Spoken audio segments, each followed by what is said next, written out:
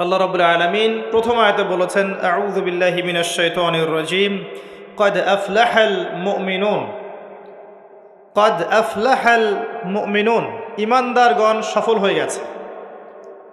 যারা ঈমান এনেছে তারা সফল হয়ে গেছে। আল্লাহ পাক স্টেটমেন্ট দিচ্ছেন ঈমানদারগণ সফল হয়ে গেছে। দুইটা শব্দ এখানে, সাফল্য আর ঈমানদার। আগে বুঝতে হবে আমাদেরকে সাফল্য কাকে বলে এবং বুঝতে হবে ঈমানদার কাকে বলে। সাফল্যের সংজ্ঞা কি? আমরা সাধারণত মনে করি যে দুনিয়াতে যার অনেক বড় জমি জমা আছে, বাড়ি গাড়ি আছে, টাকা পয়সা আছে, ব্যাংক ব্যালেন্স আছে, সোসাইটিতে ক্ষমতা আছে, স্ট্যাটাস আছে, এরাই হচ্ছে সফল, তাই না? আমরা সাধারণত এটা মনে করি এবং আমাদের জেনারেশনকে তো শেখানো হয়েছে সাফল্যের সংজ্ঞা হচ্ছে কিভাবে এই দুনিয়াতে আপনি ভালো থাকবেন। একটা চাকরি, একটা ব্যবসা, একটা সুন্দরী নারী, স্ত্রী, একটা বাড়ি, একটা মার্সিডিস, জমি জমা, পলিটিক্যাল পাওয়ার, এগুলো হচ্ছে সাফল্যের মানদণ্ড আমাদের কাছে। এগুলো অর্জন করলে পরে সমাজের মানুষ বলে হ্যাঁ লোকটা সফল, জীবনে কিছু করতে পেরেছে। এগুলো যারা অর্জন করতে ব্যর্থ হয়, সে যত ভালো মানুষই হোক না কেন, মানুষ মনে করে ব্যর্থ। সারা জীবন পানের দোকান করলাম, কি করলাম? সারা জীবন সবজি বিক্রি করলাম, সারা জীবন ছোট্ট একটা ব্যবসা করে খাইলাম, ছোট্ট চাকরি করলাম, জীবনটাই যেন বৃথা। মানুষের দর্শন, চিন্তা দর্শন এখন এমন। আল্লাহ পাক এটা কোরআনে বলেছেন, বাল তুসিরুনাল হায়াতাদ দুনিয়া ওয়াল আখিরাতু খায়রু ওয়া আবকা। বরং তোমরা দুনিয়ার জীবনকেই প্রাধান্য দিয়ে থাকো, প্রকৃতপক্ষে পরকাল উত্তম এবং চিরস্থায়ী। সূরা আলী ইমরানে আল্লাহ পাক বলেছেন 185 নম্বর আয়াতে, কুল্লু নাফসিন যায়িকাতুল মাউত, প্রত্যেকটা নফস মৃত্যুর স্বাদ গ্রহণ করবে। আর কিয়ামতের দিন তোমাদেরকে পূর্ণ মাত্রায় প্রতিদান দেয়া হবে। সেদিন ফামান যুহজিহা আনিন নার ওয়া উদখিলাল জান্নাতা ফাকাদ ফাজ। কিয়ামতের মাঠে যাকে পুলসিরাত পার করানো হবে, জাহান্নাম থেকে বাঁচানো হবে, জান্নাতে প্রবেশ করানো হবে, একমাত্র সে ব্যক্তি সফল, আর কেউ সফল নয়। ওয়ামাল হায়াতুদ দুনিয়া ইল্লা মাতাউল গুরুর, দুনিয়ার জীবন ধোঁকা প্রতারণা ছাড়া কিচ্ছু নয়। মরীচিকা দেখেছেন? মরীচিকা রোদের মধ্যে দেখা যায়, এটা দুনিয়ার জীবন। আল্লাহ পাক এর সাথে তুলনা করেছেন। আরেকটা আয়াত আছে সূরা হাদীদের মধ্যে, ওই আয়াতের মধ্যে আল্লাহ পাক দুনিয়ার জীবনের একটা এক্সাম্পল দিয়েছেন, দৃষ্টান্ত দিয়েছেন। কেমন? আল্লাহ বলছেন ইলামু, তোমরা জেনে রাখো, তোমরা সবাই জেনে রাখো, আন্নামাল হায়াতুদ দুনিয়া লাইবুন ওয়া লাহু ওয়া জিনাতুন ওয়া তাফাখুরুম বাইনাকুম ওয়া তাকাসুর। তোমরা জেনে রাখো দুনিয়ার জীবনটা হচ্ছে খেলাধুলা। ছোট বাচ্চা যারা থাকে এরা খেলাধুলা ছাড়া কিছু বোঝে? ওদের কাছে দুনিয়াটা এমনই, খেলার মতো। খেলাধুলা করবো, এটাই দুনিয়ার জীবন ওদের কাছে মনে হয়। আর একটু বড় হলে আল্লাহ, দেখবেন কিশোর কিশোরীরা এখন দুনিয়ায় জীবনের কোনো উদ্দেশ্য নাই, সারাদিন এই বস্তুবাদিতা স্রোতে গা ভাসিয়ে দিয়েছে, ছেলে খেলায় সময় পার করছে। সারাদিন দেখবেন ফেসবুক, ইউটিউবিং, টিকটক, আড্ডাবাজি করা, লুডো খেলা, পাবজি, ফ্রি ফায়ার। ওদের কাছে লাহু মানে মজা, হাসি তামাশা। দুনিয়ার জীবন কি? ঠাট্টা, মজা, হাসি তামাশা। আর একটু বুঝ বেশি থাকলে ড্রাগ অ্যাডিক্টেড হবে, গার্লফ্রেন্ডকে নিয়ে ঘুরবে, পর্নোগ্রাফিতে আসক্ত হবে, জুয়া খেলবে, ক্যাসিনোতে যাবে। দুনিয়ার জীবন ওদের কাছে এমন। আরেকটু বড় হলে ওয়াজিনাতুম ওয়া তাফাখুরুম বাইনাকুম ওয়া তাকাসুর। আরেকটু বড় যখন হবে, ম্যাচুরিটি আসবে, তখন প্রতিযোগিতা, প্রাচুর্যের প্রতিযোগিতা, কে কত বেশি সম্পদ অর্জন করতে পারে, কার কত বেশি জমি আছে, কার কত সুন্দর স্ত্রী আছে, কার কত বড় চাকরি, কার কত বড় সম্পত্তি, কার কত বড় ক্ষমতা, জনবল কার কত বেশি। এই যে তাফাখুরুম বাইনাকুম ওয়া তাকাসুর, আল্লাহ পাক এটা সূরা তাকাসুরেও বলেছেন, আলহাকুমুত তাকাসুর হাত্তা যুরতুমুল মাকাবির। তোমরা প্রাচুর্যের প্রতিযোগিতা তোমাদেরকে মোহাচ্ছন্ন করেছে যতক্ষণ না তোমরা কবরে শায়িত হচ্ছ। কাল্লা সাউফা তা'লামুন সুম্মা কাল্লা সাউফা তা'লামুন, কখনো নয়, শীঘ্রই তোমরা জানতে পারবে। আবারও বলছি, শীঘ্রই তোমরা জানতে পারবে। কাল্লা লাউ তা'লামুনা ইলমাল ইয়াকিন, তখন ইলমাল ইয়াকিনে জানবে। একটা জিনিস পড়ে জানার নাম ইলমাল ইয়াকিন নয়, অনুধাবন করবেন যখন, তখন আপনার কাছে ইলমাল ইয়াকিন হবে। যেমন আপনাকে যদি বলি যে গোলাপ ফুলের গন্ধ আর রজনীগন্ধার গন্ধের মধ্যে পার্থক্য লিখে বলেন, লিখিত আকারে পার্থক্য বলেন বা ভাষায় প্রকাশ করেন, পারবেন? কথা বুঝতে পারছেন? গোলাপ ফুলের গন্ধ এবং রজনীগন্ধার গন্ধের মধ্যে কি পার্থক্য আছে আমাকে লিখিত আকারে দেন বা ভাষায় প্রকাশ করেন, পারবেন? এটা সম্ভব? মধুর মিষ্টি কেমন আর এই যে আপনার গুড় এর মিষ্টি কেমন লিখিত আকারে বলুন বা ভাষায় প্রকাশ করুন, পারবেন? কিভাবে পারা যাবে? কিভাবে? যদি আপনি দুইটা ফুল কাছে নেন, নিয়ে দুটার ঘ্রাণ শোখেন, সুখে আপনি বুঝতে পারবেন, অনুধাবন করবেন। ইলমাল ইয়াকিন, এটা হচ্ছে ইলমাল ইয়াকিন। আপনার নিশ্চিত জ্ঞান হলো যে এই গন্ধটা এমন, এই গন্ধটা এমন। পরে আপনি বলবেন অমুকের গন্ধটা গোলাপের মতো আর অমুকের গন্ধটা রজনীগন্ধার মতো। এই যে ইলমাল ইয়াকিন, মধু খান আবার গুঁড়ো খান, স্বাদ যখন বুঝবেন আপনি বুঝে ফেলবেন যে কোনটা কিসের স্বাদ। এই চাক্ষুষ জ্ঞানটাকে বলা হয় কি? ইলমাল ইয়াকিন। কবরের আযাব না ভোগ করলে মানুষ বুঝবে না পরকাল কি জিনিস, ওইটা ইলমাল ইয়াকিন। আমি বুঝাতে পারছি? কবর যখন চাপ দিবে নাউযুবিল্লাহ, তখন মানুষের ইলমাল ইয়াকিন হবে যে এটাই সেই শাস্তি। সূরা দুখান পড়ে দেখেন, আল্লাহ পাক বলেছেন যুক ইন্নাকা আনতাল আজিজুল কারীম, শাস্তি ভোগ করো, আজকে শাস্তি ভোগ করো। পৃথিবীতে অনেক সম্মানিত ছিলে, আজকে শাস্তি ভোগ করো। এটাই সেই শাস্তি যা তুমি অস্বীকার করেছিলে। তখন বুঝবেন কোনটা ইলমাল ইয়াকিন। তো আল্লাহ পাক এই কথাটা বলেছেন সূরা তাকাসুরের মধ্যে। তোমাদের প্রাচুর্যের প্রতিযোগিতা ব্যস্ত করে রেখেছে যতক্ষণ পর্যন্ত না তোমরা কবরে শায়িত হচ্ছ। কাল্লা সাউফা তা'লামুন সুম্মা কাল্লা সাউফা তা'লামুন কাল্লা লাউ তা'লামুনা ইলমাল ইয়াকিন। নিশ্চিত জ্ঞান সহকারে তোমরা জানবেই ইনশাআল্লাহ তাআলা। আল্লাহ পাক সূরা হাদীদের আয়াতে বলছেন যে দুনিয়ার জীবনটা খেলাধুলা, প্রাচুর্যের প্রতিযোগিতা, অনর্থক বিষয়ে ব্যস্ত থাকা। ই'লামু আন্নামাল হায়াতুদ দুনিয়া লা'ibun ওয়া লাহু ওয়া যিনাতুন ওয়া তাফাখুরুন বাইনাকুম ওয়া তাকাথুরুন ফিল আমওয়ালি ওয়াল আওলাদ। এই প্রাচুর্যের প্রতিযোগিতা হচ্ছে সম্পদের ক্ষেত্রে, সন্তানদের ক্ষেত্রে। এটা করি না আমরা? আমার এত সন্তান, আমার এত সম্পদ। আল্লাহ এটাই বলছেন কামাসালি গায়যিন, এর এক্সাম্পলটা হচ্ছে এমন, কামাসালি গায়যিন আ'জাবাল কুফফার নাবাত।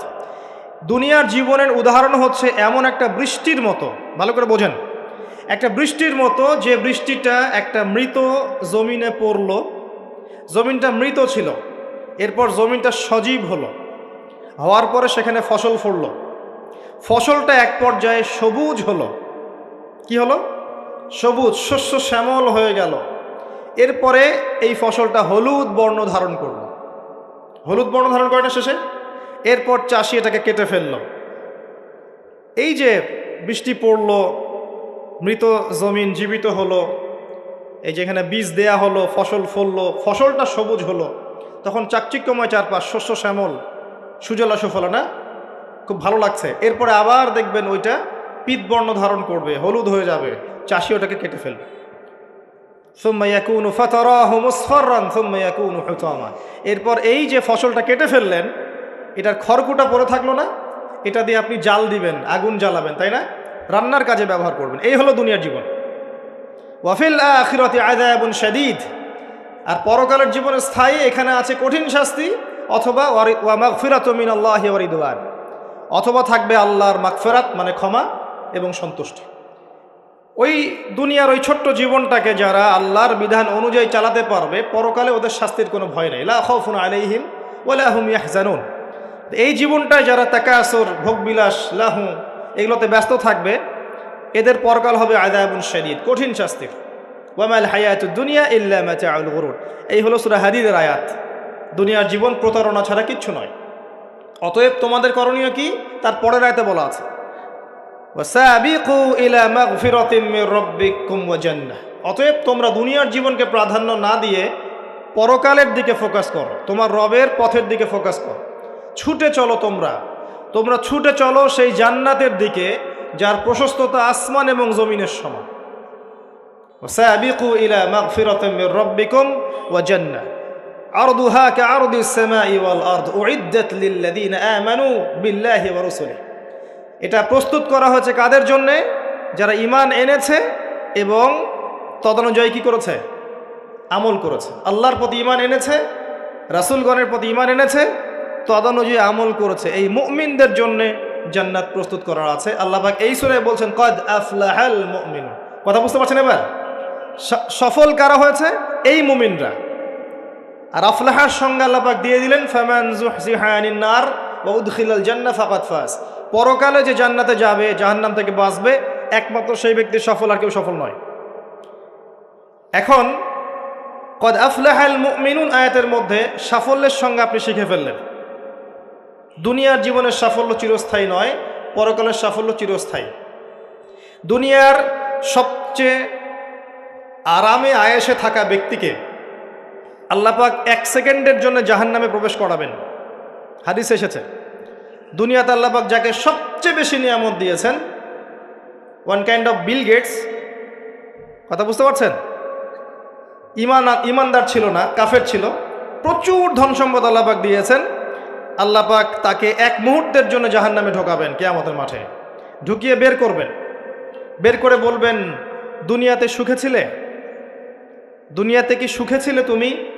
তখন সেই ব্যক্তি বলবে, সুখ কি জিনিস আমি জানি না, সুখ শান্তি কি জিনিস আমি জানি না। 1 সেকেন্ডে। এরপরে পৃথিবীতে সবচেয়ে কষ্টে যে ব্যক্তি ছিল, ধরে নেন আজকে সিরিয়ার মাজলুমদের মতো কেউ, বা প্যালেস্টাইনের মাজলুমদের মতো কেউ, বা আপনাদের এখানেও অনেক মাজলুম আছেন, পৃথিবীর বিভিন্ন জায়গায় এখন মাজলুমদের সংখ্যাই বেশি। যাই হোক, তাকে ঢোকানো হবে জান্নাতে 1 সেকেন্ডের জন্য, 1 মুহূর্তের জন্য, ঢুকিয়ে আবার বের করা। আল্লাহর 1 মুহূর্ত আবার আমাদের মতো নয়, ওই 1 মুহূর্তেই সে অনন্তকালের স্বাদ পেয়ে যাবে।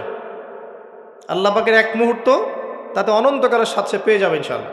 এবার বের করবেন, দুনিয়াতে কষ্টে ছিলে? দুনিয়াতে কখনো কষ্টে ছিলে? এই ব্যক্তি বলবে, কষ্ট কি জিনিস আমি তো জানি না, কষ্ট কি জিনিস আমি তো জানি না। অর্থাৎ এই হাদিস থেকে বুঝতে পারছি, দুনিয়াতে আমরা যে যত ভালোই থাকি না কেন, পরকালে যদি সফল হতে না পারি, দুনিয়ার জীবন বৃথা। ওই যে বাবু তোমার তো 16 আনাই বৃথা, একটা কবিতা আছে না, পড়েছিলেন? এখন তো এগুলা বই থেকে উঠিয়ে দেওয়া হচ্ছে মোটামুটি। ওমর ফারুক একটা কবিতা ছিল, পড়েছেন? এখন আমরা পড়েছিলাম, এখন এগুলো নাই। আস্তে আস্তে আস্তে আস্তে টেকনিক্যালি ভ্যানিশ হয়ে যাচ্ছে, মানে হাওয়ায় মিলে যাচ্ছে। সুবহানাল্লাহ। এই বিশ্বে কোনো কিছুই এমনি এমনি হচ্ছে না। এই বিশ্বে যা কিছু হচ্ছে এর পিছনে কোনো না কোনো কারণ থাকে। কারণটা ফাইন্ড আউট করতে হলে আপনাকে খিজির হতে হবে। কি হতে হবে? তাকে পাবেন কোথায়? কোথায় পাবেন? মাজমাউল বাহরাইন, 2 সাগরের মিলনস্থলে পাবেন। সূরা কাহফ, নবী মুসা আলাইহিস সালাম এবং খিজির আলাইহিস সালামের গল্প পড়েন, ঘটনাটা পড়েন। এখানে আপনি দেখবেন খিজির আলাইহিস সালামকে আল্লাহ পাক বাহ্যিক জ্ঞানের সাথে সাথে আধ্যাত্মিক জ্ঞান দিয়েছিলেন। যখন বাহ্যিক এবং আধ্যাত্মিক জ্ঞান একত্রিত হবে, মাজমাউল বাহরাইন, 2 সাগর মিলে যাবে, তখন আপনি নূর লাভ করবেন, বাসিরা লাভ করবেন, অন্তর্দৃষ্টি লাভ করবেন। তখন আপনি চারপাশের বিষয়গুলো গভীরভাবে বুঝতে পারবেন ইনশাআল্লাহ। শুধু বাহ্যিক চোখ দিয়ে দেখলে প্রশ্ন করবেন, নৌকা কেন ফুটা করলেন, বাচ্চাকে কেন হত্যা করলেন, আর এই দেয়াল কেন নির্মাণ করলেন?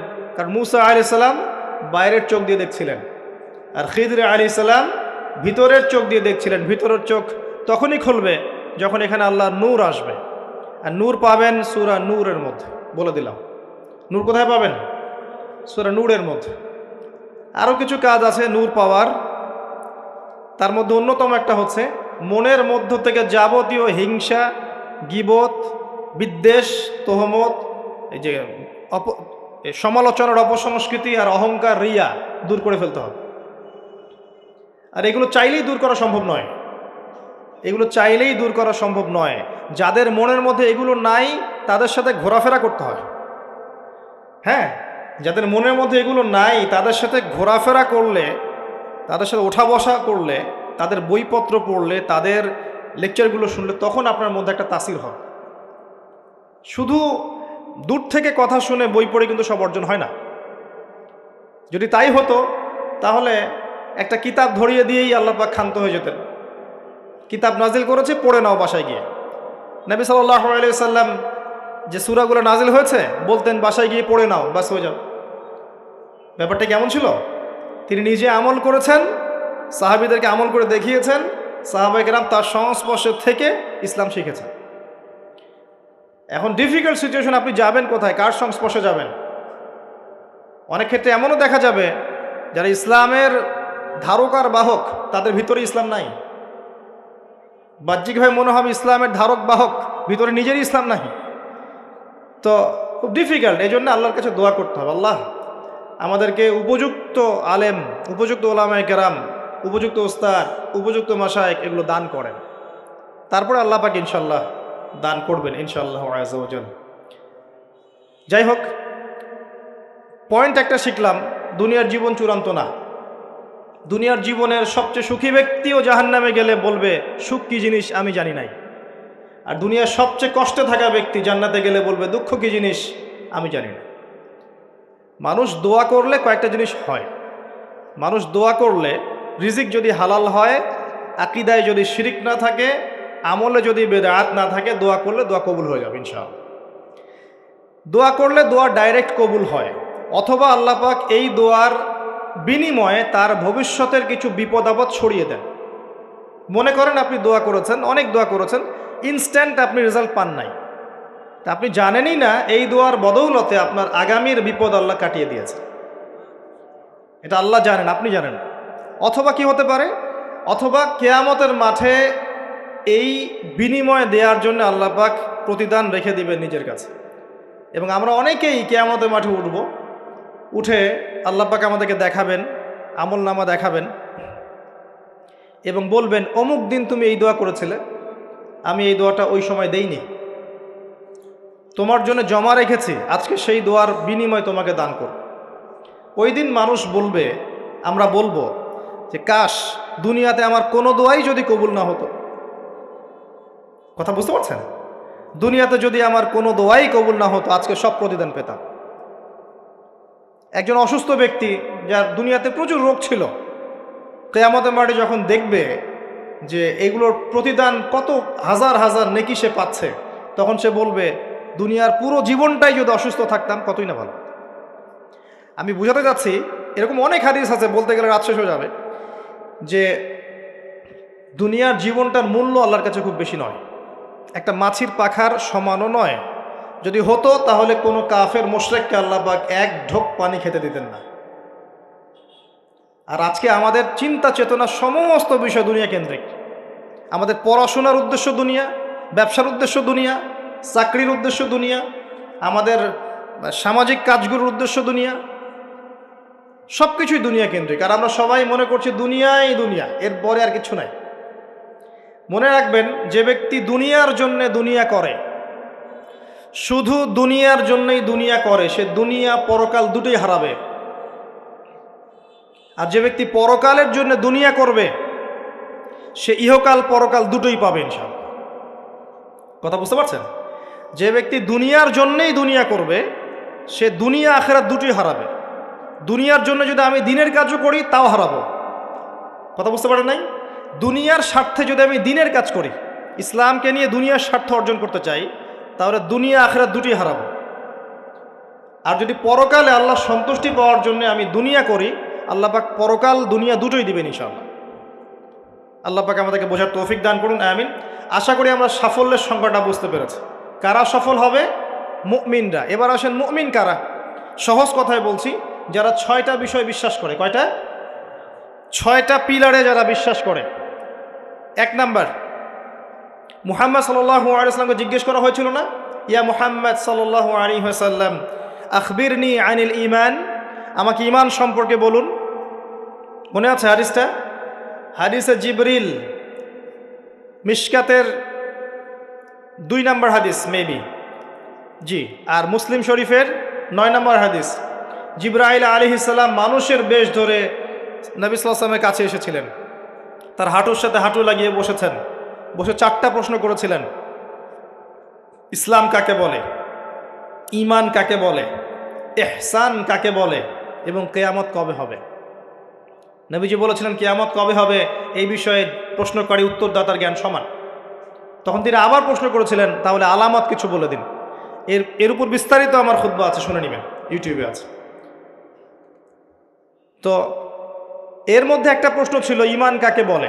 নবী সাল্লাল্লাহু আলাইহি ওয়াসাল্লাম উত্তর দিয়েছিলেন, আল ঈমান, ঈমান হচ্ছে আন তুমিনা বিল্লাহ, তুমি বিশ্বাস করবে এক আল্লাহর প্রতি, মুখস্থ করে ফেলবেন, এক আল্লাহর প্রতি ঈমান, ওয়া মালাইকাতিহি, তার ফেরেশতা মণ্ডলীর প্রতি 2 নম্বর, 3 নম্বর ওয়া কুতুবিহি, তার আসমানি কিতাব সমূহের প্রতি, সমস্ত আসমানি কিতাব সমূহের প্রতি, 4 নম্বর ওয়া রুসুলিহি, তার সমস্ত রাসূলগণের প্রতি বিশ্বাস করবে, 5 নম্বর ওয়াল ইয়াউমিল আখির, পরকালের জীবনে বিশ্বাস করবে, 6 নম্বর ওয়াল কদরি খায়রিহি ওয়া শাররিহি, তাকদীরের ভালো এবং মন্দের প্রতি বিশ্বাস করবে। এই 6টা পিলারের প্রতি বিশ্বাস করার নাম কি?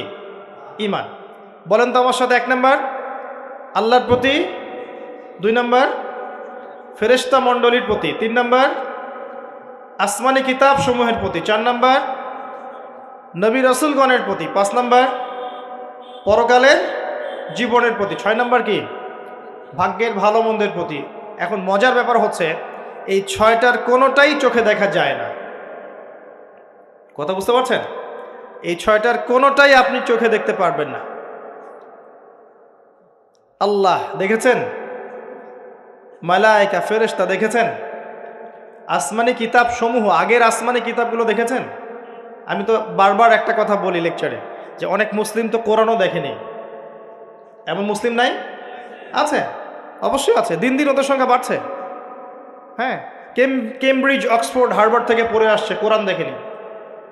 হ্যাঁ, আপনি তোলা তোলা করে বড় করেছেন, ইউনিভার্সিটিতে পড়ে আপনার ছেলে কোরআন দেখেনি কখনো। দেখেছে যে তার বাবার মৃত্যুবার্ষিকীতে হুজুর এসে একটা বই পড়ে, তার নাম কোরআন, তার কাছে এরকমই মনে হয়। এরকম জেনারেশন আছে না? এদেরকে খিজির আলাইহিস সালাম পেলে হত্যা করতেন। ওই যে ছোট্টবেলায় একটা বাচ্চাকে হত্যা করলেন, মনে আছে? একটা ছোট্ট বাচ্চাকে খিজির আলাইহিস সালাম হত্যা করেছিলেন। নবী সাল্লাল্লাহু আলাইহি ওয়াসাল্লাম বলেছিলেন, কে জন্য হত্যা করলেন? একটা অপরাধ করলেন আপনি। খিজির আলাইহিস সালাম বলেছিলেন, এই বাচ্চা যদি বড় হতো তাহলে বিশাল কাফের হতো এবং নিজে কুফরি করতো, পিতামাতাকে কাফের বানিয়ে ছাড়তো। এই হলো সেই জেনারেশন যেটাকে আমরা বড় করছি এখন। বিশ্বাস করেন এটাই সেই জেনারেশন। আর সূরা কাহফ কিন্তু শেষ জামানার সূরা। এই সূরা আপনাকে দাজ্জাল থেকে বাঁচাবে। দাজ্জাল আগমনের সময় বিশ্বের কি অবস্থা হবে এটা ওই সূরার মধ্যেই দেয়া আছে।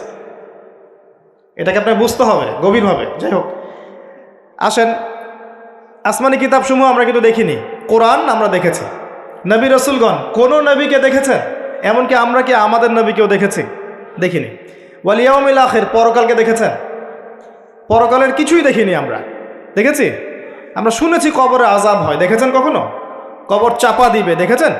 কবরে প্রশ্নোত্তর হবে, দেখেছেন? কবরে যে আমরা দাফন করে দিয়ে আসি, কখনো কি দেখা যায় এগুলো? আমরা কি রূহ বা আত্মাকে দেখেছি? দেখেছি? এরকম পরকালের প্রতিটা স্তর, কিয়ামতের মাঠ, মিজান, পুলসিরাত, জান্নাত, জাহান্নাম, আমলনামা দেখেছি? দেখি নাই। আমাদের কাঁধের ফেরেশতা দেখেছি? কিচ্ছু দেখি নাই। এই যে 6টা পিলার ঈমানের, সব কিন্তু গায়েব, অদৃশ্য বিশ্বাস। এটাই সেই আয়াতের ব্যাখ্যা। আল্লাহ পাক বলেছেন, আলিফ লাম মিম যালিকাল কিতাব লা রাইবা ফিহি হুদাল লিল মুত্তাকিন, এই বইটা মুত্তাকিদের জন্য হেদায়েত, যে বইয়ে কোনো সন্দেহ নাই, যে কিতাবে কোনো সন্দেহ নাই। এই মুত্তাকি কারা? আল্লাযীনা ইউমিনুনা বিল গায়বি, যারা কিনা প্রথমত এই গায়েবের প্রতি ঈমান আনে। এই হলো গায়েবের 6টা পিলার। এখন সবচেয়ে মজার কথা হচ্ছে যে এখনকার শিক্ষা এবং জ্ঞান দর্শন হচ্ছে এমন যে পরীক্ষা নিরীক্ষা, বিজ্ঞান, যুক্তি আর দর্শন দিয়ে কোনো কিছুকে যদি প্রমাণ না করতে পারেন তাহলে তার অস্তিত্ব নেই। এটা আমাদেরকে শেখানো হয়, পশ্চিমারা এটা শিখিয়েছে। পশ্চিমারা এটা শিখিয়েছে যে পরীক্ষা নিরীক্ষা, পর্যবেক্ষণ, যুক্তি, দর্শন, বিজ্ঞান, এগুলো দিয়ে যদি আপনি প্রমাণ করতে না পারেন কোনো কিছুকে, তাহলে এগুলোর কোনো অস্তিত্ব নেই। এজন্যই তারা ঈমানের 6 পিলারের কোনোটাতেই বিশ্বাস করে না। কথা কি বুঝতে পারছেন? আল্লাহকে তো আপনি ল্যাবে প্রমাণ করতে পারবেন না, পারবেন? আর আল্লাহ যদি সামনে থাকতেন তাহলে কি ফেরাউনও তাকে সেজদা করতো না? করতো না? তাহলে কি দুনিয়ার জীবনটা কোনো পরীক্ষা হতো? হতো না। যাই হোক, এই যে মালায়েকা, আপনি কি ল্যাবে প্রমাণ করতে পারবেন? পারবেন? পারবেন না। রূহ বা আত্মাকে প্রমাণ করতে পারবেন? স্বপ্নের ব্যাখ্যা দিতে পারবেন? ঘুম, মানুষ যে ঘুমায়, ঘুমের মধ্যে হাসে এবং কাঁদে, আছে না? ঘুমের মধ্যে ভয় পায়, ব্যাখ্যা করতে পারবেন? পারবেন না। এই যে পরকালের জীবনের, কবরের আযাব, জান্নাত, জাহান্নাম, মিজান, পুলসিরাত, একটাকেও কি ব্যাখ্যা করা যাবে? ল্যাবরেটরিতে প্রমাণ করা যাবে? ওদের দর্শন হচ্ছে, এটাকে বলে এপিস্টিমোলজি বা জ্ঞান তত্ত্ব। ওদের জ্ঞান তত্ত্ব হচ্ছে যে যেহেতু এগুলোকে আমরা প্রমাণ করতে পারছি না, অতএব এগুলোর কোনো অস্তিত্ব নাই, চাক্ষুষ যা দেখব তাই সত্য। এটা ওই যে মূসা আলাইহিস সালামকে বলেছিল তার কওম, লান নুমিনা লাকা হাত্তা নারাল্লাহা জাহরা, আমরা বিশ্বাস করব না তোমার কথা হে মূসা, যতক্ষণ আল্লাহকে হাজির করছো আমাদের সামনে, দেখব তারপর বিশ্বাস করব। এই জ্ঞান তত্ত্ব দিয়েই সারা বিশ্বের শিক্ষা দর্শন চলছে। এ কারণেই বলি আমি যে শিক্ষার মধ্যে শিরক আছে। কি আছে? শিক্ষা দর্শনের মধ্যে শিরক আছে। কিন্তু এই চিন্তা চেতনা লালন করে কেউ জ্ঞান অর্জন করে, তার এই পুরো জ্ঞান অর্জনটাই বৃথা। এই জ্ঞানের দিয়ে সে দুনিয়া পাবে, পরকাল পাবে না। তো ইমানের 6 পিলার প্রত্যেকটাই কি? গায়েবে বিশ্বাস। এগুলো বিশ্বাস করতে হবে, এটাই দুনিয়ার জীবনের পরীক্ষা। মনে রাখবেন, এগুলোর প্রতিটার পিছনেই বিজ্ঞান আছে, যুক্তি দর্শন আছে, কিন্তু আমাদেরকে সেই ক্যাপাবিলিটি অফ থিঙ্কিং দেয়া হয় নাই। আমাদেরকে ওই মাথার মধ্যে ওই চিন্তা শক্তি দেয়া হয়নি যে আপনি মালায়েকা ব্যাখ্যা করতে পারবেন। যখন মৌতের আলামত শুরু হবে, মানুষের চোখ লোহার মতো তীক্ষ্ণ হয়ে যাবে। আছে না সূরা কফের মধ্যে, ফাকাশাফনা আনকা গিতাআক ফাবাসারুকা ইয়াওমা হাদিদ, এই যে তোমার চোখ আজকে লোহার মতো তীক্ষ্ণ হয়ে গেছে, পরকালকে দেখতে পারবে সে। মৃত্যুর সময় দেখবেন মানুষ চোখ খুলে তাকিয়ে থাকে না, চোখ বন্ধ করে দেয়া হয়। তার রুহটা যে মালায়েকা নিয়ে চলে গেছেন সে দেখতে থাকে, রুহটাকে ফলো করতে থাকে। মানুষের সায়েন্স বলে এখন মানুষের বডি যখন মারা যায় তারপরও চোখ জীবিত থাকে। চোখের মধ্যে চোখ সবচেয়ে শেষে নষ্ট হয়। চোখের এই যে ইন্দ্রিয়ের ক্ষমতাটা, এটা প্রথম মানে ডেড বডি মারা যাওয়ার সাথে সাথেই শেষ হয়ে যায় না, চোখের এই ক্ষমতাটা বাকি থাকে। দেখবেন চোখ তাকিয়ে আছে। যদি ভালো মানুষ হয়, একটা জান্নাত থেকে সিঁড়ি নামিয়ে দেওয়া হয় এবং সিঁড়িতে করে তার আত্মা চলে যাবে ইল্লিনে ইনশাআল্লাহ। আর খারাপ হলে কোথায় যাবে? সিজ্জিন। এটা বারজাখের জীবন, এখানে আযাব দেয়া হচ্ছে। মেরাজের রাতে নবী সাল্লাল্লাহু আলাইহি ওয়াসাল্লাম দেখে আসছেন না? সুদখোরের শাস্তি রক্তের নদীতে ফেলে মাথা ফাটিয়ে দেওয়া হচ্ছে। জেনাকারের শাস্তি, সামনে ভালো গোশত আছে, এদিকে খারাপ গোশত আছে, পচা গোশত খাচ্ছে। গীবত করে শাস্তি দেখেছেন, এতিমের মাল আত্মসাৎকারী এরকম করে আগুনের দলা খাচ্ছে, বায়ুপথ দিয়ে আগুন বের হয়ে যাচ্ছে। অনেক শাস্তি দেখে এসেছেন। এক শ্রেণীর বক্তার শাস্তিও দেখেছেন, নাউজুবিল্লাহ। আল্লাহ পাক হেফাজত করুন আমাদেরকে। আগুনের কেচি দিয়ে জিহ্বা কেটে দেয়া হচ্ছে, আগুনের কেচি দিয়ে জিহ্বা কেটে দেয়া হচ্ছে। সেটা হচ্ছে বলতো, কাজের বেলা কিছু ছিল না, এবং শরীয়তের মূল বিষয়কে বিকৃত করে ফেলতো এই শাস্তি। যাই হোক, তো এই 6 পিলারে কি করতে হবে? এই 6 পিলার 3টা কাজ করতে হবে। একটা হচ্ছে এই 6টা পিলারে আপনাকে প্রথমে আমাকে মনে বিশ্বাস করতে হবে, এটা 1 নাম্বার। তাসদিক বিল জিনান, ইকরার বিল লিসান। এরপর আপনাকে মৌখিক স্বীকৃতি প্রদান করতে হবে। এরপর আমালু বিল আরকান, কাজে বাস্তবায়ন করতে হবে। আর ঈমান কিন্তু ইয়াজিদু ফিত তাআহ, আল্লাহর আনুগত্যে ঈমান বৃদ্ধি পায়। ওয়া ইয়ানকুসু ফিল মাআসিয়া, এবং আল্লাহর অবাধ্যতা করলে ঈমান কিন্তু কমে যায়। ঈমান বাড়ে, ঈমান কমে। ঈমানের 6টা পিলারকে আবার 3টা কাজ করতে হবে: মনে বিশ্বাস, মুখে স্বীকৃতি, কাজে বাস্তবায়ন। কাজে বাস্তবায়ন করতে গেলে আপনি অনেক সময় ভুল করে ফেলতে পারেন, গুনাহ করে ফেলতে পারেন। গুনাহ করে ফেললেই, কবিরা গুনাহ করলেও কেউ কাফের হয়ে যাবে না, সে বড়জোর ফাসেক জালেম হতে পারে। তার তওবার দরজা কি থাকবে? খোলা থাকবে। তওবা করে সে ফিরে আসতে পারে। মৌতের আগ পর্যন্ত ওর তওবার দরজা খোলা আছে। আল্লাহ পাক চাইলে তাকে তওবা নসিব করতে পারেন। এই জন্য কেউ কবিরা গুনাহ করলেই তাকে কাফের মনে করার কোনো সুযোগ নেই। যারা ইসলামের নামে জঙ্গিবাদ ছড়িয়েছে তারা এই আকীদায় বিশ্বাস করে যে কেউ যদি কবিরা গুনাহ করে তাহলে কাফের হয়ে যাবে। কথা বুঝতে পারছেন? এটা খারেজি আকীদা বলে। কি আকীদা?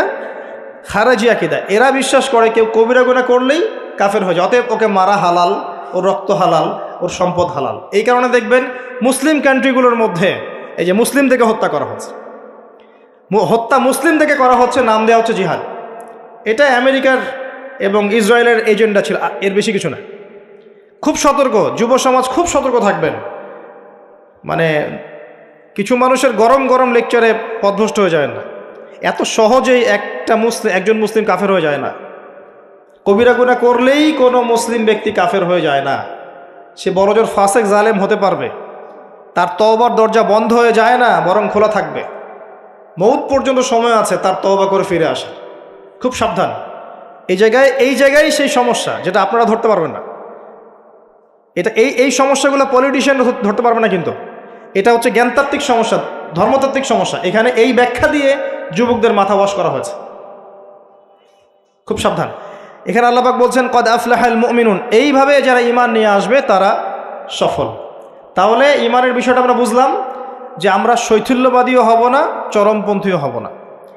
আমরা ঈমানের 6 পিলারে বিশ্বাস করব, মৌখিক স্বীকৃতি দিব, মনে বিশ্বাস করব, কাজে বাস্তবায়ন করব। কাজ করতে গিয়ে যদি ভুল ত্রুটি হয়ে যায়, কবিরা গুনাহ হয়ে যায়, তওবা করে ফিরে আসার সুযোগ আছে। কবিরা গুনাহ করলেই কেউ কাফের হয়ে যায় না, বরং সে বড়জোর ফাসেক জালেম হতে পারে। তার তওবার রাস্তা খোলা আছে, তাকে হত্যা করা আমার জন্য বৈধ নয়। সিম্পল। এইভাবে যারা ঈমান আনবে তাদেরকে বলা হচ্ছে আফলাহাল মুমিনুন, তারা সফল হয়ে গেছে। এবং তাদের আরও কিছু কোয়ালিটি আল্লাহ পাক বলেছেন, আমি একটা একটা করে বলে শেষ করছি। আল্লাহ পাক বলেছেন আল্লাযীনা হুম ফি সলাতিহিম খাশিউন। এভাবে ঈমান আনার পর তাদের প্রথম কাজ, তারা নামাজের মধ্যে খুশু খুজুর সাথে নামাজ পড়ে, যেটা এখনকার ডিজিটাল নামাজে আপনি পাবেন না। খুশু খুজুর সাথে নামাজের কয়েকটা শর্ত: ওয়াক্ত ঠিক থাকতে হবে, নামাজের পদ্ধতি ঠিক থাকতে হবে, নামাজের ধীর স্থিরতা বজায় থাকতে হবে, নামাজে আপনি কি পড়ছেন কি বলছেন এটা বোঝার চেষ্টা করতে হবে। এই জন্য আমি কিছু টিপস আপনাদেরকে এর আগেও দিয়েছি, আবার বলছি, এটা আমি ব্যক্তিগতভাবে উপলব্ধি করেছি যে নামাজের মধ্যে যদি আপনি প্রতিদিন প্রতি ওয়াক্তে একই সূরা পড়তে থাকেন, মনোযোগ কমে যাবে। আপনি এক এক ওয়াক্ত নামাজে এক এক সূরা পড়েন, ভেরিয়েশন রাখেন, আপনি নামাজে মনোযোগ পাবেন বেশি। এটা একটা টিপস। একটা টিপস হচ্ছে নামাজে যা পড়ছেন আল্লাহু আকবার থেকে আসসালামু আলাইকুম রাহমাতুল্লাহ পর্যন্ত প্রতিটা শব্দের অর্থটা জানার চেষ্টা করুন এবং ওই অর্থের দিকে মনোযোগ দেন। আপনার নামাজে মনোযোগ এদিক ওদিকে যাবে না ইনশাআল্লাহ। নামাজ যে ইমাম পড়াবে তাকে স্বাধীনতা দেন, ধীর স্থিরভাবে ওকে নামাজ পড়াতে বলেন এবং যিনি ইমামতি করবেন তার তেলাওয়াতটাকে অত্যন্ত সুললিত করার চেষ্টা করেন। সুন্দর তেলাওয়াত শুনলে মনোযোগ বেড়ে যায়। খেয়াল করে দেখবেন, তারাবির নামাজে সুন্দর তেলাওয়াত থাকলে দেখবেন মনোযোগ এদিক ওদিক যাচ্ছে না এবং দুনিয়াবি কাজগুলোকে ফারেক হয়ে নামাজ পড়তে আসে। মাথায় 10টা কাজ নিয়ে নামাজ পড়তে আসবেন, রিল্যাক্সে নামাজ পড়ে এবং নামাজের সময় আশপাশের শব্দ যেন না হয় খেয়াল রাখে। বাসায় বলে দিবেন নামাজের সময় আমাকে ডিস্টার্ব করবেন। নামাজের সময় ফোন আসলে আমাকে নক করার দরকার নাই, নামাজের সময় গেট নক করবে না। মানে নামাজটাকে আপনি সর্বোচ্চ গুরুত্ব দেন। কারণ কি, এটা পড়ার জন্যই তো পৃথিবীতে এসেছি। ওয়ামা খালাকতুল জিন্না ওয়াল ইনসা ইল্লা লিয়াবুদুন। দুনিয়াতে আসছি কেন ভাই? আল্লাহর ইবাদত করতেই তো। এখানে এত তাড়াহুড়োর কি আছে? এরপর আল্লাহ পাক তো সহজ করে দিয়েছেন। আপনি মুসাফির হলে কসর করতে পারবেন, পারবেন না? মুসাফির হলে কসর করতে পারবেন। আল্লাহ পাক নামাজের যে আহকাম আরকানগুলো দিয়েছেন, এগুলোর মধ্যে নামাজের ফরজ ওয়াজিব সুন্নত মুস্তাহাব যেগুলো আছে, ঠিকঠাক করে নামাজ পড়লে নামাজটা খুশু খুজুর সাথে হবে ইনশাআল্লাহ। আল্লাহ পাক আমাদের সবাইকে খুশু খুজুর সাথে 5 ওয়াক্ত নামাজি বানিয়ে দিন, আল্লাহুম্মা আমিন। আর মুকিম যারা থাকবেন, চেষ্টা থাকবে জামাত ধরার জন্য। এটা ব্যক্তিগত উপলব্ধি আমার। জামাতে সালাত পড়লে যেরকম মনোযোগ আসে, মনটা তৃপ্তি হয়, বাসায় নামাজ পড়লে সেটা হয় না। এটা হয় না। নামাজ জামাতে যখন যাব, ওযু করলাম, ইবাদত, পায়ে হেঁটে যাচ্ছি, গুনাহ মাফ হচ্ছে, সবার সাথে দেখা সাক্ষাৎ হয়, প্রথম কাতারে দাঁড়ানোর সুযোগ হয়, আপনার ইমামতি করলে মনোযোগ আরও বেশি থাকে, নামাজের পরে বসে জিকির আজগার করার সুযোগ হয়, নামাজের পরে আবার 2-1টা হাদিস পড়ার সুযোগ হয়। পুরো কাজটা মিলে কিন্তু দেখবেন মনটা মানে কি বলবো, প্রশান্তিময় হয়ে ওঠে। বাসায় একা একা ঠিকঠাক নামাজ পড়লে এটা হয়ে ওঠে না।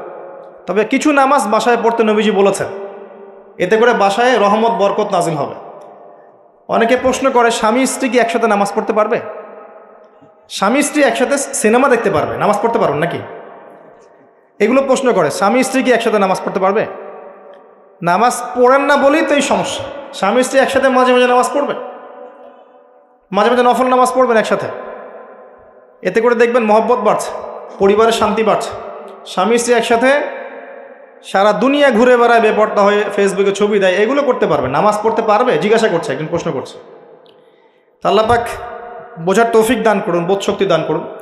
ঈমান আনার পর প্রথম কাজ কি ভাই? সালাত। এরপর আল্লাহ পাক বলছে ওয়াল্লাযীনা হুম আনিল লাগওয়ি মু'রিদুন। যারা অনর্থক কথা এবং কাজ থেকে দূরে থাকে, অনর্থক অহেতুক ফাহেসা কথা এবং কাজ থেকে দূরে থাকে, এরা হচ্ছে মুমিন, সফল হচ্ছে। খেয়াল করে দেখবেন আমাদের জীবনের বেশিরভাগ কথা এখন অনর্থক হচ্ছে, অহেতুক, অহেতুক গীবত, অহেতুক তহমত, অহেতুক সমালোচনা। 3-4 জন একসাথে বসলেই গীবত। যে ব্যক্তি কিছু বোঝেই না সে পলিটিক্স নিয়ে কথা বলা শুরু করলো, ইকোনমিক্স নিয়ে কথা বলা শুরু করলো, দেশ নিয়ে, রাষ্ট্র নিয়ে, কত বুদ্ধি তার মাশাআল্লাহ, অথচ সে এসবের ধারই ধারে, জ্ঞানের কোনো ধারই ধারে না। এই জ্ঞান তার মধ্যে নাই। এমন কেউ নাই যে সব বিষয় নিয়ে কথা বলার চেষ্টা করে না। সবাইকে সব বিষয়ে কথা বলতে হবে না তো, যে বিষয়ে দক্ষ সে সেই বিষয়ে কথা বলবে। তো আমরা কিন্তু কথা খুব বেশি বলি, অহেতুক কথাবার্তা, অহেতুক কাজ। দেখবেন অহেতুক কাজে আমাদের যুব সমাজ সময় নষ্ট করছে। ঘুম থেকে ওটা থেকে শুরু করে দেখেন, অহেতুক আড্ডা মারবে, অহেতুক বাইক নিয়ে ঘুরছে মেয়ের পিছনে, অহেতুক বান্ধবীর পিছনে ঘোরা, দেখবেন অহেতুক আড্ডা মারা, কফি শপে বসে থাকা, অনলাইনে সারাদিন অনলাইনে স্ক্রল করতে থাকা, অহেতুক দেখবেন বসে বসে গেমস খেলছে, যে গেমসের কোনো মূল্যই নাই, সময় নষ্ট করছে নিছক মনোরঞ্জনের জন্যে। এরকম প্রচুর কাজ। মেয়েদেরকেও দেখেন সেম কাজ করছে, সারাদিন দেখবেন ওই সাজুগুজু নিয়ে পড়ে আছে, অহেতুক সিরিয়াল দেখছে বসে বসে, ঘন্টার পর ঘন্টা চলে যাচ্ছে, রিমোট নেওয়াই যায় না হাত থেকে। সারাদিনের সব কাজ আগে শেষ করে সন্ধ্যার সময় বসতেই হবে, সন্ধ্যা থেকে রাত 10টা সিরিয়াল, 10টা সিরিয়াল দেখে শেষ করবে। তারপর বাঘের মুখ থেকে খাবার কেড়ে নিয়ে আসতে পারবেন, কিন্তু আপনার স্ত্রীর হাত থেকে রিমোট নিতে পারবেন না। মানে সবই অহেতুক। খেয়াল করে দেখবেন প্রচুর কাজ আমরা করি, নিছক অহেতুক কথার কাজ। আল্লাহ পাক বলেছেন মুমিনদের সবচেয়ে বড় বৈশিষ্ট্য হচ্ছে তারা অহেতুক কথা এবং কাজ এড়িয়ে চলবে। কথা বললে দিনের কথা বলবে, আল্লাহর কথা বলবে, রাসূলের কথা বলবে। যে কথায় কোনো উপকার আছে এমন কথা বলবে, যে কথায় নিজের বা নিজের পরিবারের, নিজের দেশের, নিজের জাতির, নিজের উম্মার উপকার হয়, দিনের খেদমত হয়, এমন কোনো কথা বলবে বা কাজ করবে। আর যদি কোনো জায়গায় বসে দেখেন অহেতুক কথা কাজ হয়ে গেছে, সেক্ষেত্রে ওঠার আগে অবশ্যই এই দোয়াটা পড়বেন, সুবহানাকা আল্লাহুম্মা বিহামদিকা আশহাদু আল্লা ইলাহা ইল্লা আনতা আস্তাগফিরুকা ওয়া আতুবু ইলাইক। আশা করা যায় ওই বৈঠকে আপনি যে অহেতুক কথাগুলো বলেছেন এটা মাফ হয়ে যাবে ইনশাআল্লাহ। তো আল্লাহ পাক আমাদের সবাইকে অনর্থক কথা এবং কাজ থেকে বেঁচে থাকার তৌফিক এনায়েত করুন, আমিন। এরপর আল্লাহ পাক বলেছেন ওয়াল্লাযীনা হুম লিযাকাতি ফাঈলুন, যারা যাকাত আদায় করে। এখানে যাকাতের 2টা অর্থ। একটা হচ্ছে মালের যাকাত প্রদান করা, নিসাব পরিমাণ সম্পত্তি থাকলে 2.5% যাকাত দিবেন। যাকাত দেন তো? শুধু যাকাতটা যদি আমরা কালেক্ট করতে পারতাম, আমাদের সমাজে দারিদ্রতা বলে কিছু থাকতো না। শুধু যাকাতটা যদি আমরা সংগ্রহ করতে পারতাম সবাই, আর আমরা যদি দিতাম। আমরা অনেকে নামাজ পড়ি, যাকাত দেই না। রমজান মাসে তারাবির নামাজে এসে অনেক বড় বড় বাহাদুরি দেখাই, যাকাতটা আদায় করি না। বহু মানুষ আছে আমরা যাকাত দেই না। এমন অনেক মানুষ আছে আমাদের সমাজে যাদের এক একজনের যাকাতের টাকা দিয়ে শত শত মানুষের কর্মসংস্থান করা সম্ভব, জানেন? এমনও অনেক মানুষ আছে আমাদের দেশে। আমরা বলি না যে আমরা মধ্যম উন্নয়ন অগ্রগতির দেশ, তাই বলছি না এখন, কিন্তু উন্নয়নশীল দেশ হলে আমাদের মধ্যে এমন অনেক মানুষ আছে যাদের সম্পদ মাশাআল্লাহ ওই আকাশের চূড়ায় পৌঁছে গেছে। যাকাত নেন, দেখবেন অনেক কিছু করা সম্ভব। স্বেচ্ছায় যাকাত দেওয়ার মানসিকতা তৈরি করে, এটা ফরজ জিনিস, নফল নয়। এটা একটা অর্থ। নিসাব পরিমাণ সম্পদ থাকলে যাকাত দিয়ে দিন। যদি যাকাত না দেন, সূরা তাওবা পড়ে দেখেন আপনার জন্য কি শাস্তি অপেক্ষা করছে। সম্পদ গলিয়ে কপালে, গালে, পিঠে সব জায়গায় আল্লাহ পাক লেপটে দিবেন, দিয়ে বলবেন হাযা মা কানাসতুম লিআনফুসিকুম, এটাই সেই সম্পদ যা তুমি তোমার জন্য জমিয়ে রেখেছিলে। ফাযুকুল আযাব বিমা কুনতুম তাকনিসুন, আজকে স্বাদ ভোগ করো, আযাব চাখো, যে সম্পদ তুমি সঞ্চয় করেছিলে এর স্বাদ তুমি চেখে দেখো। আল্লাহ পাক আমাদেরকে যাকাত প্রদান করার তৌফিক দান করুন, আমিন। যাকাত এবং ইসলামিক ইকোনমিক্স নিয়ে আমি ইনশাআল্লাহ ডিটেলস কোন একটা লেকচার আলোচনা করব ইনশাআল্লাহ। আরেকটা অর্থ হতে পারে যাকাতের, হতে পারে না এটা অর্থই অন্যান্য অনেক ওলামায়ে কেরাম বলেছেন। এখানে যাকাত আরেকটা অর্থ হচ্ছে আত্মশুদ্ধি, মনটাকে পবিত্র করা। আর আত্মশুদ্ধি অর্জন হবে কিছু কাজে। আমি আবারও বলছি, আত্মশুদ্ধি অর্জন হবে নামাজ বেশি বেশি করে পড়লে এবং নফল নামাজ বাড়িয়ে দিলে, আল্লাহর জিকির বেশি বেশি করে করলে, তাসবিহ তাহলিলগুলো বাড়িয়ে দিলে, সকাল সন্ধ্যায় জিকির করলে, আল্লাহ পাকের কাছে বেশি বেশি দোয়া করলে, বেশি বেশি মৌতের কথা স্মরণ করলে, ইয়েতিমের মাথায় হাত বোলালে, মানব সেবামূলক কাজ করলে, জনগণের কল্যাণ হয় এমন কাজ করলে মন নরম হবে, সফট হবে ইনশাআল্লাহ। এবং মন যত নরম হবে তত বেশি আল্লাহর নূর সেখানে আসবে। একই সাথে মনের মধ্য থেকে যাবতীয় হিংসা, বিদ্বেষ, গীবত, তহমত, অহংকার, রিয়া বের করে ফেলতে পারলে ইনশাল্লাহ দেখবেন আপনার আমার মনটা পবিত্র হবে। এটাই হচ্ছে তাজকিয়া। আল্লাহ বলেছেন কদ আফলাহা মান যাক্কাহা ওয়া কদ খাবা মান দাসাহা। অন্য সূরায় বলেছেন কদ আফলাহা মান তাযাক্কা ওয়া যাকারা ইসমা রাব্বিহি ফাসাল্লা। আল্লাহ পাক আমাদের সবাইকে আত্মশুদ্ধি অর্জন করার তৌফিক এনায়েত করুন, আমিন। এরপর আল্লাহ পাক বলেছেন ওয়াল্লাযীনা হুম লিফুরুজিহিম হাফিজুন, যারা লজ্জাস্থানের হেফাজত করে। নারী পুরুষ উভয়ের জন্য লজ্জাস্থানের হেফাজতের কথা বলা হয়েছে। আর নারীদের ক্ষেত্রে তাদের পুরো দেহই লজ্জাস্থান, আর পুরুষের সতর আপনারা জানেন। এখানে বৈধ সম্পর্কের বাইরে যত অবৈধ সম্পর্ক আছে সব কিছু থেকে দূরে থাকতে বলা হয়েছে। আপনার চোখের জেনা, মনের জেনা, হাতের জেনা, পায়ের জেনা, সমস্ত জেনা এবং সত্যিকারের জেনা সব কিছু থেকেই দূরে থাকতে বলা হয়েছে। আর লজ্জাস্থান পবিত্র রাখার সবচেয়ে শ্রেষ্ঠ মাধ্যম হচ্ছে পবিত্র স্ত্রীকে বিয়ে করা, বিয়ে শাদী করে নিজের ইজ্জতটাকে হেফাজত করা। এবং এটা প্রাপ্তবয়স্ক হয়ে গেলেই করে ফেলা উচিত। যত ডিলে করবেন পাপ বাড়তে থাকবে। এবং গার্ডিয়ানদের উচিত, যদি একটা রিজিকের ব্যবস্থা হয়ে থাকে সন্তানের, বয়স হয়ে গেলে বিয়ে দিয়ে দেওয়া ছেলে আর মেয়ের, যাতে করে ওরা পবিত্র জীবনযাপন করে, অবৈধ সম্পর্কগুলো থেকে বেঁচে থাকে। আবার অনেক সময় দেখা যায় যে আমরা বিয়ের পরেও যে পরকীয়া, তারপরে আপনার ব্যভিচার, পতিতালয়ে যাওয়া, ঠিক আছে, নারী পুরুষের অবাধ মেলামেশা, এগুলোও কিন্তু জেনার অন্তর্ভুক্ত। এগুলো লজ্জাস্থানের হেফাজতের খেলাফ। এর বাইরে আবার আছে সমকামিতা। একটা পর্যায়ে গিয়ে দেখা যায় যে ছেলে ছেলের সাথে নাউজুবিল্লাহ সম্পর্ক স্থাপন করে, মেয়ে মেয়ের সাথে নাউজুবিল্লাহ সম্পর্ক স্থাপন করে। এরা হচ্ছে কওমে লুত, লুত আলাইহিস সালামের কওম। এদের শাস্তি আল্লাহ পাক দিয়েছেন এভাবে, এবং আগামীতেও দিবেন ইনশাল্লাহ। সেটা হলো আল্লাহ পাক এদেরকে আসমানে উঠিয়েছিলেন, উঠিয়ে পাথর বর্ষণ করে আবার মাটিতে দাবিয়ে দিয়েছেন। এটা কওমে লুতের শাস্তি ছিল। এই উম্মতের মধ্যে যদি কেউ এই কাজটা করে, তার জন্য শরীয়তের শাস্তি হচ্ছে মৃত্যুদণ্ড। শরীয়তের শাস্তি হচ্ছে মৃত্যুদণ্ড। কেউ যদি কাজ করে থাকে তাহলে শরীয়ত সম্মতভাবে তার মৃত্যুদণ্ড ঠেকানোর কোনো রাস্তা নাই। আমি বুঝাতে পারছি না। এখানে শরীয়তের আইন নাই। এখনকার বিশ্বে সব জায়গায় শরীয়তের আইন নাই। শরীয়তের আইন হচ্ছে তাকে মৃত্যুদণ্ড দিতে হবে। সে যে এখন বেঁচে আছে, এটা আল্লাহ পাকের দয়ায় বেঁচে আছে। সে যদি তওবা করে, একজন ব্যক্তি যদি বিবাহিত হয় এবং জেনা করে, নাউজুবিল্লাহ, অথবা একজন ব্যক্তি যদি সমকামিতায় লিপ্ত হয়, নাউজুবিল্লাহ, অথবা একজন ব্যক্তি যদি কোনো পশু পাখির বা প্রাণীর সাথে মানে সেক্সুয়াল সম্পর্কে লিপ্ত হয়, নাউজুবিল্লাহ, এই কাজগুলো করার পর তার পৃথিবীতে বেঁচে থাকার অধিকার সে হারিয়ে ফেলে। সে যদি তওবা করে, আল্লাহ হয়তো তার তওবা কবুল করতে পারেন, কিন্তু বেঁচে থাকার অধিকার হারিয়ে গেছে। আমি মানে বুঝাতে পারছি না। একজন মহিলা সাহাবী ভুলবশত এই কাজ করে ফেলেছেন। কথা বুঝতে পারছেন? নবীর কাছে এসেছেন, কোন কাজ করেছেন? বিবাহিত হওয়ার পরেও ব্যভিচার করেছেন। সমকামিতা নয়, কিন্তু বিবাহিত হওয়ার পরেও ব্যভিচার করেছেন। আর সমকামিতা এর চেয়েও ডেঞ্জারাস। তো এই মহিলাকে নবী সাল্লাল্লাহু আলাইহি ওয়াসাল্লাম বলছেন, বাসায় যাও, তওবা করো। সেই মহিলা বারবার জোর করছে, ইয়া রাসূলুল্লাহ, আমাকে পবিত্র করেন, আমাকে পবিত্র করেন। নবী সাল্লাল্লাহু আলাইহি ওয়াসাল্লাম যখন জানতে পারলেন যে এই মহিলা সুস্থ, পাগল নয়, এবং সে এরকম ব্যভিচার করেছে, তিনি তাকে বললেন যে তোমার গর্ভে সন্তান এসেছে, এই সন্তান জন্মগ্রহণ করবে, তারপরে আমার কাছে এসো, বিচার করে দিব। সেই মহিলা ফিরে গেল। সেই মহিলা ফিরে গিয়ে এই যে বাচ্চা, তার কি বাবার পরিচয় আছে? বাচ্চা লালন বড় করলেন, এরপর বাচ্চা খালাস করলেন, জন্মদান করলেন। জন্মদান করার পরে কোলের বাচ্চাকে নবীর কাছে এসেছেন সাল্লাল্লাহু আলাইহি ওয়াসাল্লাম। এসে বলেছেন, ইয়া রাসূলুল্লাহ, বাচ্চা এই যে জন্ম হয়ে গেছে, আমাকে পবিত্র করেন। নবীজি বললেন সাল্লাল্লাহু আলাইহি ওয়াসাল্লাম, ফিরে যাও, এই বাচ্চা যখন দুধ ছাড়বে তখন আসবে।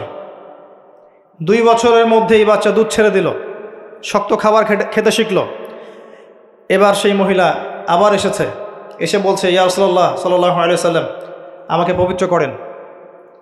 পবিত্র হওয়ার কি বাসনা, কারণ তারা পরকাল চিনেছেন। দুনিয়াতে আমাকে শাস্তি দেন, রজম করে দেন। নবী করিম সাল্লাল্লাহু আলাইহি ওয়াসাল্লাম দেখলেন বাচ্চার হাতে রুটি আছে, বাচ্চা শক্ত খাবার খেতে পারে। একজন মুসলমানকে বললেন যে তুমি এই বাচ্চার দায়িত্ব নাও।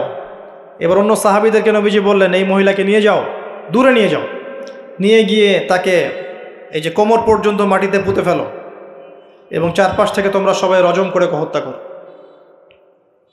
খালিদ বিন ওয়ালিদ রাদিয়াল্লাহু আনহু, বিখ্যাত বীর সাহাবী, তিনিও পাথর একটা ছুঁড়েছিলেন।